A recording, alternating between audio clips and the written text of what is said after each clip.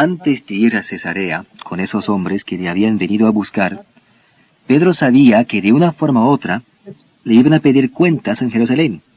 Así que dice en Hechos 10, 23, levantándose Pedro, se fue con ellos, y le acompañaron algunos de los hermanos de Jope. La razón por la cual sé que eran 6 es porque en el próximo capítulo, el capítulo 11 de Hechos, los que estaban en Jerusalén interrogan a Pedro, le piden cuentas, y él dice lo siguiente, Hechos 11, 12. Y el Espíritu me dijo que fuese con ellos sin dudar. Fueron también conmigo estos 6 hermanos, y entramos en casa de un varón. Él llevó testigos consigo. Hechos 10, 24. Al otro día entraron en Cesarea, y Cornelio los estaba esperando, habiendo convocado a sus parientes y amigos más íntimos. Cornelio estaba esperando que llegara Pedro, y ¿saben qué? Había convocado a sus parientes, a todos sus parientes, y a todos los amigos que tenía. Los había convocado a todos, y los tenía sentados en el auditorio esperando a Pedro. Qué diferencia lo que se hace hoy en día, ¿verdad? Hoy tenemos que armar una campaña de avisos comerciales por un año. A veces trabajamos durante 2 años en un programa evangelístico. Vamos a la comunidad, organizamos gente para escribir cartas, para llamar por teléfono, organizamos visitas de casa en casa, todo eso. Pero en esta iglesia primitiva, Cornelio había convocado a su familia, a todos sus parientes cercanos, a todos sus amigos, y allí estaban. Pedro no tuvo que venir a la ciudad e ir al editor del diario para implorarle un pequeño espacio en su diario, o poner un aviso pagado en el diario, o ir a la estación de televisión y arreglar algo con ellos, y conseguir la cooperación de todas las estaciones de radio y de todos los grupos religiosos de la ciudad. No. Cuando Pedro llegó a Cesarea, Cornelio tenía reunida toda la tropa. Miren lo que dice. Él había convocado a sus parientes y amigos más íntimos. Versículo 25. Cuando Pedro entró, salió Cornelio a recibirle y postrándose a sus pies, adoró. ¿No es maravilloso eso? ¿Saben lo que alguna gente enseña en este versículo? Ellos enseñan que Cornelio fue muerto en el espíritu. Muerto en el espíritu, porque dice que se postró a sus pies. Él fue muerto en el espíritu. El doctor Weber ha pasado por eso también. Él había oído a la gente hablar acerca de ser muerto en el espíritu, y como al ser muerto en el espíritu hablaban en lenguas y todo eso.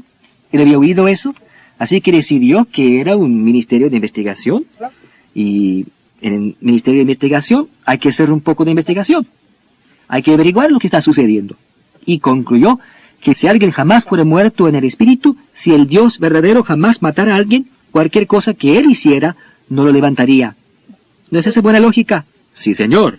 Así que el doctor Weirville fue a un servicio donde había oído que iban a ser muertos en el espíritu. Allí iban a ser muertos en el espíritu. Y razonó, como les dije, que si Dios los matara, nada de lo que él hiciera podría levantarlos. Y al final del servicio el doctor Weirville nos cuenta que lo que él hizo de verdad fue medio malo, pero lo hizo de todas formas. Lo hizo de todas formas. Al final del servicio el doctor estaba adelante en la segunda fila para poder darse vuelta y ver todo lo que estaba sucediendo. Y allí vio a estas personas saltando y gritando y de repente caían al suelo en el pasillo entre sillas. Así que él decidió que si Dios los matara, nada que él pudiera hacer los podría levantar. Así que ¿saben lo que él hizo? El doctor dice que fue muy malo, terrible incluso, pero que de todas formas lo hizo. Él caminó por el pasillo, y ahí había uno tendido en el piso, y al pasar, ¡paf!, le dio una patada. Ustedes se imaginan dónde, pero le dio una buena patada. Y en el momento mismo que el doctor le dio una patada, abrió los ojos y se incorporó. Y eso le molestó al doctor Weirville. ¿Saben por qué? Porque su pie era más poderoso que Dios, quien había matado a esa persona. Algo anda mal por algún lado, pensó. Así que siguió por el pasillo. Por supuesto, ya no podía darse el lujo de detenerse, porque quizás para esas alturas le estarían persiguiendo. Pero siguió por el pasillo, llegó a la próxima persona. Le dio una buena patada, y esa persona se incorporó y le miró al doctor. Siguió por toda la fila, pegándole a cada uno, y cada uno se incorporó y le miró. ¡Muerto en el espíritu! Dios mío, si Dios les hubiera hecho tenderse en el piso, ese pequeño pie de Dr. Whirlwill nunca les hubiera hecho incorporarse, porque Dios es más grande que el dedo de un pie. ¿Saben por qué fueron muertos en el pasillo? Eso es lo que se les enseñó. Caramba, eso es diabólico. Si usted le enseña que en cierta hora, en cierto lugar, usted se va a caer, va a ser muerto en el espíritu, eso es exactamente lo que le va a suceder. Usted está creyendo por eso. Aquello por lo cual usted está creyendo, eso es lo que le va a suceder. Porque creer es igual a recibir. ¿Se acuerdan? Eso es. Esto sucede porque a uno se le ha enseñado. Una noche el doctor le oyó a un hombre, le siguió por el pasillo porque era uno de los grandes líderes de lo que llamaban la campaña de recibir el Espíritu Santo, le vio caminar por el pasillo y lo que hacía era que los empujaba en el hombro y decía, vamos, cáete, cáete. Muerto el espíritu. Si el Dios verdadero le matara a usted, quiere decirles, usted nunca se incorporaría. Eso es lo primero. En segundo lugar, si el Dios verdadero jamás le matara, tendría que quebrantar toda su palabra, porque la palabra dice que en el Dios verdadero no hay tinieblas, ni sombra de variación. El Dios verdadero no anda golpeando a la gente en la cabeza y haciéndole caerse al piso. No, señor. Pero esto es lo que se nos enseña que sucede. Así que en vez de estar firmes en la grandeza y la exactitud de la palabra de Dios, dicen que cuando Pablo estaba de camino a Damasco, fue muerto en el espíritu. Cornelio también. Pero eso no es lo que dice. No dice nada de ser muerto en el espíritu. No. Es que el Dios verdadero nunca podría matar a alguien en el espíritu, porque el espíritu, ese espíritu que está en ustedes, es vida eterna. Esto de ser muerto en el espíritu, que les sucede a cristianos sinceros, es por la posesión.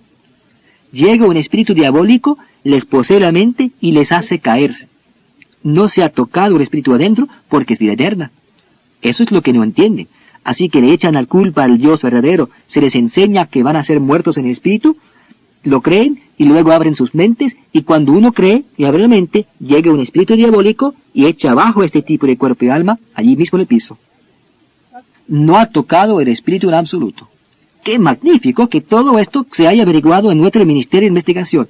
Y como Dios le enseñó al doctor a separar cuerpo y alma, la carne del espíritu, lo que es carne, carne es, y lo que es espíritu, espíritu es.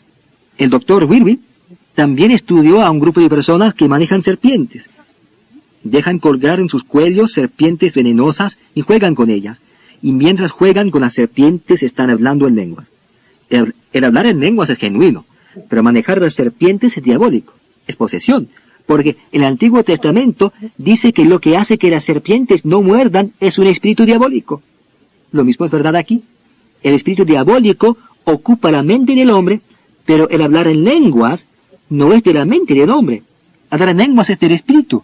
Dios lo da a su espíritu, según el espíritu le da que hablar. Dios lo da a su espíritu y usted simplemente lo habla. No tiene nada que ver con la mente. Así que un hombre puede estar poseído en su mente y aún estar hablando la grandeza del poder de Dios. Si pueden aprender esa lección, han avanzado mucho. Al doctor Whirlwill le costó mucho aprender esto. Para ustedes es fácil. Porque no tienen que pasar por toda esa basura y porquería y las otras tonteras por las cuales tuvo que pasar el doctor para tratar de separar durante años y años la diferencia entre carne y espíritu. No tienen que serlo ustedes. Pues vamos al versículo 26 de Hechos 10. Decía en el versículo 25 que Cornelio se postró y le adoró. Eso es muy sencillo. El doctor Whirlwill también ha visto esto cuando estaba enseñando en India y vio a la Acharya Sri Tulsi, quien está a la cabeza del movimiento más grande del jainismo del mundo entero. El doctor fue invitado a hablar en una asamblea de los jainas y a propósito, en los 150 o 175 años que han estado las misiones extranjeras en la India, él fue el primer extranjero invitado. Él fue el primer cristiano extranjero que participó en una asamblea de los jainas. Y él vio que cuando el Acharya Sri Tulsi, el líder del grupo, se levantaba para salir, todos en su camino se postraban boca abajo porque le amaban y le respetaban. La adoración aquí es respeto, no adoración en el sentido en que se adora a Dios, porque solo se puede adorar a Dios en espíritu y en verdad. Eso es todo. Esta adoración no significa que le adoraban como a Dios, sino que es por respeto. Así que todos se postraron boca abajo cuando la Acharya se levantaba y salía. Había miles de personas, apenas había lugar por donde pasar. Esto es lo que hizo Cornelio. se postró a sus pies y adoró. Versículo 26. Mas Pedro le levantó, diciendo, levántate, Cornelio, pues yo mismo también soy hombre. Y hablando con él, entró, y halló a muchos que se habían reunido. No tenía que armar la campaña, estaban todos allí. Halló a muchos que se habían reunido. Versículo 28. Y le dijo, vosotros sabéis cuán abominable es para un varón judío juntarse o acercarse a un extranjero. Pero a mí me ha mostrado Dios, ¿no es maravilloso eso? Dice, a mí me ha mostrado Dios que a ningún hombre llame común, profano o inmundo. Por lo cual, al ser llamado, vine sin replicar. Por lo tanto, vine de inmediato, inmediatamente. Así que pregunto, ¿por qué causa me habéis hecho venir? ¿Qué cosa, no? Estos hombres que le fueron a buscar, le dijeron algunas de las cosas que su amo había dicho, pero no lo sabían todo. Así que cuando llegue dice, ¿por qué causa, por qué propósito enviaste por estos hombres a buscarme?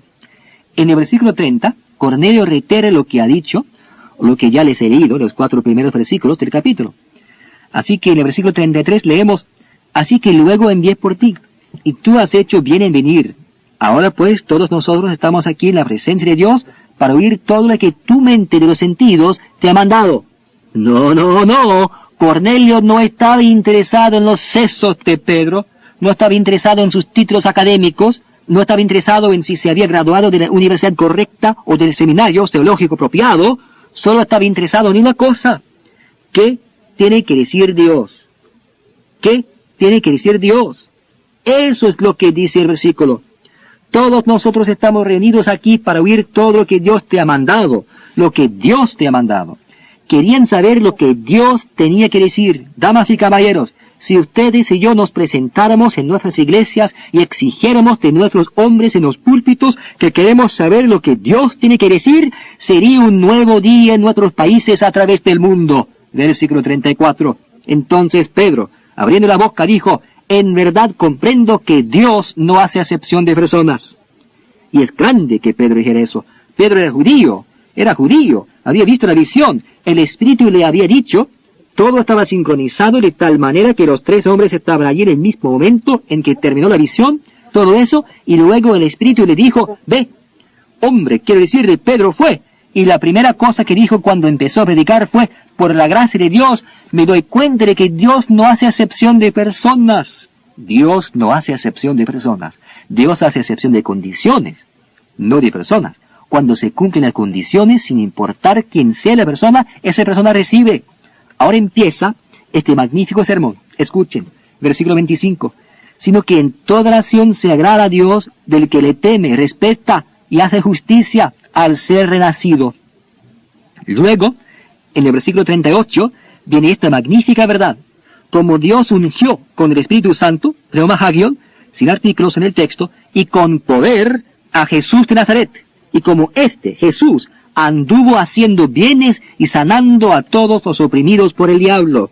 Así que cuando se enferma la gente, necesita ser sanada. Y Jesús les sanaba porque dijo que toda enfermedad era opresión del diablo. Versículo 39. Y nosotros somos testigos de todas las cosas que Jesús hizo en la tierra de Judea y en Jerusalén, a quien mataron colgándole en un madero. A este levantó Dios al 3er día, e hizo que se manifestase. Si uno se va a arrepentir, si uno va a ser salvo, alguien tiene que predicar la resurrección. Ahora, ¿predicó Pedro la resurrección? De principio a fin, versículo 43. De este dan testimonio todos los profetas, que todos los que en el Señor Jesucristo creyeren, recibirán remisión, recibirán remisión de pecados por su nombre. Eso es. Ahora el versículo 44. Mientras aún hablaba Pedro, mientras Pedro predicaba, mientras hablaba estas palabras, el Espíritu Santo, el Pneuma, el Hagion, el Espíritu Santo cayó sobre todos los que oyeron el discurso. ¿Alguien les impuso las manos? No. ¿Alguien oró por ellos? No. Mientras Pedro predicaba la palabra, Cornelio y toda esa gente allí creyeron, y al creer recibieron. Mientras Pedro aún hablaba esas palabras, el Espíritu Santo, Pneuma Hagion, cayó sobre todos ellos. Ambos artículos, el Pneuma, el Hagion, están en el texto griego y la razón por la cual están allí es para enfatizar que este es el mismo don que se dio muchos años antes en el día de Pentecostés. Mientras aún hablaba Pedro, el pneuma, el hagion, cayó sobre todos los que oían el discurso, la predicación de la palabra. Oían el discurso es la clave. Esa es la clave. La palabra oír es esa palabra donde uno oye y no pasa de largo entrando por un oído y saliendo por el otro, sino que es oír al punto de creer. Oyeron y creyeron lo que oyeron. Romanos 10:17, ¿se acuerdan? Así que la fe es por el oír. La fe es por el oír. Y el oír es ¿por qué? La palabra de Dios. Y Romanos 10:9, que si confesare con tu boca que Jesús es el Señor y creyeres en tu corazón que Dios te levantó de los muertos, serás salvo, ¿verdad? Así es. Mientras aún hablaba Pedro, magnífica verdad. Eso elimina la imposición de manos, ¿verdad? A menos que Dios le dé la revelación. Si Dios le dice que le imponga las manos a Juan Brinquito, hágalo. Si no se lo dice, no lo toque. La imposición de las manos en la palabra de Dios siempre se operaba por revelación. Cuando Dios dice impónganles las manos, ustedes les imponen las manos. Cuando Dios no dice nada, ustedes no lo hacen. Ustedes no les imponen las manos. Eso es. ¿Qué pasa con la gente? Lo que pasa es que se acostumbran a eso. Se acostumbran. Si uno ve a la gente imponiendo las manos, entonces uno mismo quiere hacerlo. Todo el mundo quería imponer las manos. El Dr. Weevil cuenta de una situación cuando le estaba ayudando a alguien a andar por revelación y a entender cómo se operaban las manifestaciones de revelación. Iba a administrarle a una persona y el doctor le iba a instruir, le iba a ayudar. Pero esa persona no llegó nunca a empezar a administrar, porque al momento en que se acercaron, esa persona pensó, bueno, le voy a imponer las manos. Le impuso las manos y se puso blanco como un papel. El doctor le tomó del brazo y le ayudó a sentarse y le dijo, mejor que te sientes un rato, descanses. Es que esta persona no había ido al padre para preguntar, padre, ¿le impongo las manos o no? Él simplemente le impuso las manos.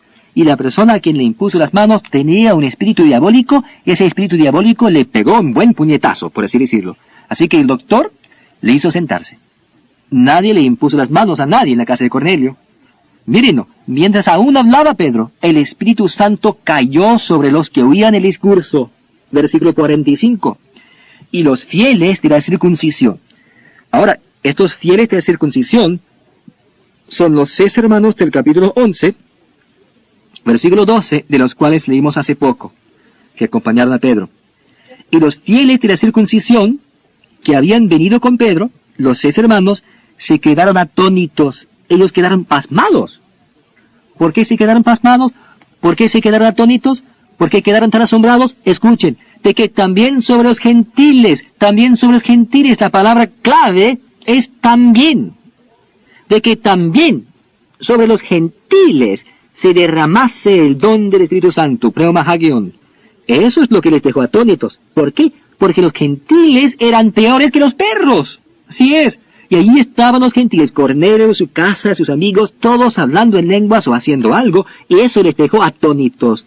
Podrían haber sacado a Cornelio, podrían haberle lavado con arena, podrían haberle sumergido una y otra vez, en el nombre del Padre, del Hijo, del Espíritu Santo. Podrían haberle sumergido a él y a su casa de tal forma que el que más veces se sumergía, más recibía. Podrían haber hecho todo eso y nunca hubieran convencido a Pedro o a esos 6 hermanos que le acompañaron. Damas y caballeros, tiene que haber algo aquí. Tiene que haber algo aquí en la casa de los gentiles que es indiscutible e innegable. Algo que nadie puede tocar. De otra forma nunca hubieran quedado atónitos Pedro, esos 6 hermanos, nunca. Así es. ¿Qué es lo que les convenció de que también sobre los gentiles, como sobre ellos muchos años antes en Jerusalén, se derramó el don? Dice el don. No dice que fueron bautizados, dice que se derramó el don. ¿Qué fue? El próximo versículo nos lo dice. Versículo 46. Porque Pedro y los 6 hermanos los oían a Cornelio y a su casa, los creyentes, que hablaban en lenguas y que magnificaban a Dios. ¿No es maravilloso? Los oían que hablaban en lenguas. El hablar en lenguas es la manifestación externa en el mundo de los sentidos de que uno tiene el Espíritu dentro. Los oían que hablaban en lenguas. Eso es lo que convenció a Pedro. Eso es lo que convenció a los otros hermanos. Eso es. Se los diré una vez más.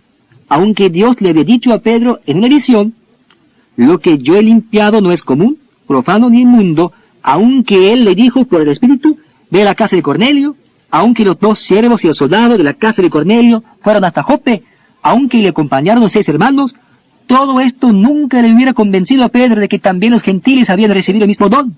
Solo una prueba indiscutible e innegable le hubiera convencido. Y hay solo uno. Es la única cosa que no se puede falsificar. Uno puede tomar un hombre y puede bautizar en agua. Sí, en el lejano oriente les bautizan 3 veces en agua. Una vez cuando llegan a la edad viril, como a los 13 años de edad, y eso cubre todos sus pecados hasta esa fecha. Luego cuando se casan les sumergen de nuevo. Eso cubre los pecados de la adolescencia, la juventud. Y luego justo después de morir les sumergen una 3.ª vez. Ahora, si quieren agua, eso es muy bueno, lógico. Cubre toda la vida. Pero el agua nunca hubiera convencido a Pedro. No, en absoluto. Tenía que ser algo indiscutible e innegable. Y dice, porque los oían que hablaban en lenguas. Y cuando hablaron en lenguas, ¿qué hicieron? Magnificaron a Dios.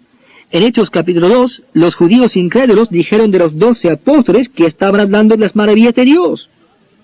Aquí dice que cuando hablaban en lenguas, magnificaban a Dios. ¿No le gustaría a usted magnificar a Dios? ¿No quiere hablar las maravillas de Dios? Entonces usted va a tener que hablar en lenguas. Esto fue tan fantástico para Pedro. Aunque Dios le había hablado y todo lo demás, Pedro se quedó asombradísimo. Y de inmediato un poco de su pasado judío empezó a entremeterse en la vida de Pedro, porque en el versículo 47, él dice, ¿puede acaso alguno impedir el agua? Ahora por fin aparece el agua. ¿Puede acaso alguno impedir el agua para que no sean bautizados estos que han recibido lambano? La palabra recibir es la palabra lambano aquí, el Espíritu Santo también como nosotros. Versículo 48, y mandó Pedro bautizarles en agua. ¿Se bautizaron en agua a fin de cuentas? No lo hicieron. En el capítulo 11, cuando Pedro aparece ante esa gente en Jerusalén, le piden cuentas, dice en el versículo 15 del capítulo 11, y cuando comencé a hablar, cayó el Espíritu Santo sobre ellos también, como sobre nosotros al principio. Versículo 16, entonces me acordé de lo dicho por el Señor, cuando dijo, Juan ciertamente bautizó en agua, mas vosotros seréis bautizados con pneuma hagión. Entonces se acordó. Pedro quería bautizarlos, pero nunca llegó a hacerlo porque se acordó. Dios demostró que Juan bautizó en agua, pero que ellos iban a ser bautizados con pneuma hagión. Versículo 17. Si Dios pues les concedió también el mismo don que a nosotros, que hemos creído en el Señor Jesucristo, ¿quién era yo que pudiese estorbar a Dios? Yo quería bautizarlo con agua, dijo Pedro, pero Dios me mostró que no lo hiciera. ¿Y quién era yo para estorbar a Dios? Eso es lo que la palabra dice. Eso es lo que quiere decir. Por eso mismo Pedro nunca les bautizó en agua. Quería hacerlo, pero nunca llegó a hacerlo porque Dios le dijo que de ninguna manera lo hiciera. Versículo 18. Entonces, oídas estas cosas, los que estaban en Jerusalén callaron y glorificaron a Dios, diciendo, de manera que también los gentiles ha dado Dios arrepentimiento para vida. Y este es el relato en que los gentiles llegan al arrepentimiento sin convertirse en prosélitos. Y cuando llegaron estos gentiles, cuando renacieron del Espíritu de Dios, nadie les impuso las manos. Pedro les había instruido bien. El poder de Dios estaba allí. Renacieron. Y al renacer, lo primero que hicieron fue hablar en lenguas. Y al hablar en lenguas, magnificaban a Dios. Hemos tenido 4 relatos hasta ahora. Hechos capítulo 2, solo judíos. Y cuando recibieron en el día de Pentecostés, hablaron en lenguas. Hechos capítulo 8, samaritanos. No dice que hablaron en lenguas, pero Simón vio algo. ¿Qué fue lo que vio? En Hechos 9, Pablo Saulo, y dice en 1 Corintios 14 que él hablaba en lenguas. Ahora aquí en Hechos 10, Cornelio y su casa. Llegan los gentiles, renacen del Espíritu de Dios, y cuando renacieron del Espíritu de Dios, dice que hablaban en lenguas y magnificaban a Dios.